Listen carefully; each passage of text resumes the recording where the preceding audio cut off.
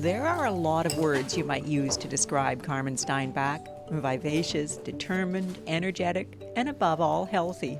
So when she began to feel a severe pain in her ankle a few years ago, her parents and her doctor put it down to shin splints. Yeah, she just started playing rugby, so that's why we thought that it possibly could have been shin splints, because she started running a lot more. But the shin splints didn't go away. In fact, over the next 8 months, Carmen's condition got steadily worse. I was losing weight, I became very pale, I was in more and more pain, I could no longer run. It became really hard to walk because the pain was so bad. That's when I said, okay, we'll take you in again, and that's when they gave her an x-ray and saw it right away on the x-ray. What they saw was osteosarcoma, bone cancer. 4 days later, I was at Children's, and 4 days after that, I started chemo. And then we later learned about the option of amputation because the leg was no longer salvageable. Cancer, amputation. They were more than just words. Everything began to happen very quickly for the 14-year-old. Really quickly, absolutely, yeah. The tumor in her leg was quite large, and it was breaking through her bone, so they wanted to get that obviously dealt with quite quickly. It was an aggressive cancer. It took me by surprise for sure. And so once we got a second opinion and we learned about the pros and the cons of both surgeries, amputation was the best option for me as to living a normal, healthy life afterwards. That normal, healthy life began to take shape almost immediately.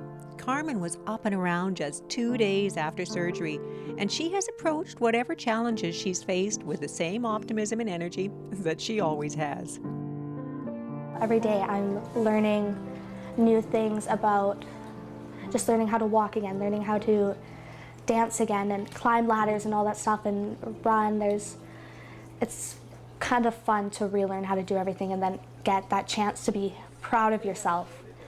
Carmen has other reasons to be proud of herself, too.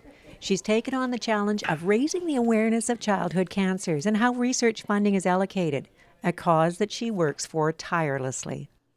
She likes volunteering, and she likes to make people aware of how much money does not go to the kids and what they need. Childhood cancer only receives 4% of the national funding. I've had friends not make it. 80% of the kids are surviving, that's 20% that aren't. At 17, Carmen has already given back so much, speaking at and organizing events, advocating for others who are fighting childhood cancers. But maybe her biggest gift is just Carmen herself, her outlook and optimism, and her unquenchable thirst for life. I've made amazing friends along the way. I've learned a lot about myself, a lot about what's really important in life, and it was not the best news I could have gotten, but I feel like my cancer has not been the worst thing that could have happened to me. It's the best thing I've ever survived. The best thing she's ever survived. There's a world of meaning in that statement. For Go on Shaw TV, I'm Nancy Wilmot.